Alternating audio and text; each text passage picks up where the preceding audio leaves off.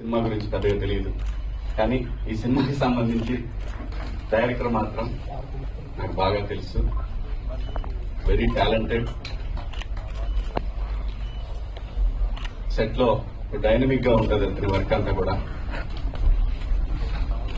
ఆయనతో నేను వర్క్ చేయడం జరిగింది 90s మిడిల్ క్లాస్ బయోపిక్ లో. మీ అందరూ చూస్తుంటే తన కరాటే మాస్టర్ గా ఇంటికి వచ్చాడు. సో అప్పుడు తనతో పరిచయం ఏర్పడింది. అలాగే అదే రోజు వర్క్ చేశాడు సినిమా సెట్ లో. ఎందుకంటే మన ఆదిత్య వీళ్ళందరికీ కూడా మంచి క్లోజ్ మిత్రుడు. సో నేను జస్ట్ ఆ రోజు చూసినప్పుడే చెప్పాను ఈ ఎగ్జామ్. ఎందుకంటే సెట్ లో ఒక డైరెక్టర్ కి ఇలాంటి అసిస్టెంట్ డైరెక్టర్లు ఉండాలి అనేది ఆ రోజు నేను ఆదిత్యతో అనడం జరిగింది. సో చాలా ప్యాషనెట్ గా చేశాడు. నాకు అనిపించింది ఆ రోజు ఆయన అతని వర్క్. సో ఈ సినిమా గురించి కూడా చెప్పేటప్పుడు ఇట్లా హైడ్ అండ్ సీక్ చేస్తున్నాను సినిమా.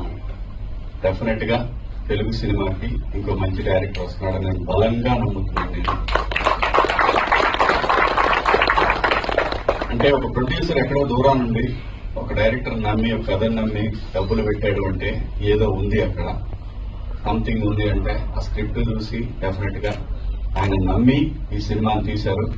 ఆయన పేరు కూడా చాలా గమ్మత్తుగా ఉంది. నాకు బాగా ప్రొడ్యూసర్ బుచ్చిరెడ్డి గారు నరేంద్ర. జనరల్ బుచ్చిరెడ్డి గారి పేరు ఉంటుంది కదా, అలాగే ఇంటి పేరు కూడా చాలా బాగా అనిపించింది నాకు.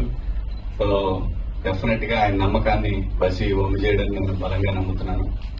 అలాగే మనోడు హీరో అమ్మాయి కూడా బాగా వెలిగిపోతా ఉంది ఈ శారీలో.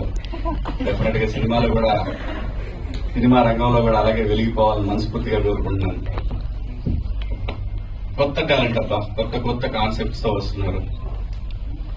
ఇంతకుముందు అయితే కొంచెం కొత్త వాళ్ళు రావడానికి చాలా చూసేవాళ్ళు. డైరెక్టర్ అవ్వాలంటే చాలా టైం పట్టేది. ఒక 10 మంది దగ్గర అసిస్టెంట్ డైరెక్టర్ గా పనిచేసి బాగా పేరున్న బ్యానర్ లో వర్క్ చేసి పేరున్న డైరెక్టర్ గా వర్క్ చేస్తే సినిమా అవకాశం దొరికేది. సో కాలం మారింది. ఒక మంచి కాన్సెప్ట్ పట్టుకుంటే ఒక చిన్న డెమో చేసుకొని వస్తే ఈ రోజున సినిమాలు చాలా ఈజీగా డైరెక్టర్ అయ్యే ఛాన్సెస్ కూడా వచ్చినాయి because of social media. So thanks to social media మంచి డైరెక్టర్స్ వస్తున్నారు తెలుగు ఇండస్ట్రీకి. అలాగే ఇండియాలో తెలుగు ఇండస్ట్రీ ఒక వెలిగిపోతా ఉంది. ఈ లెగసీ కంటిన్యూ అవ్వాలని మనస్ఫూర్తిగా కోరుకుంటున్నాను. అలాగే నవీన్ మేడార్ గారి సినిమాకి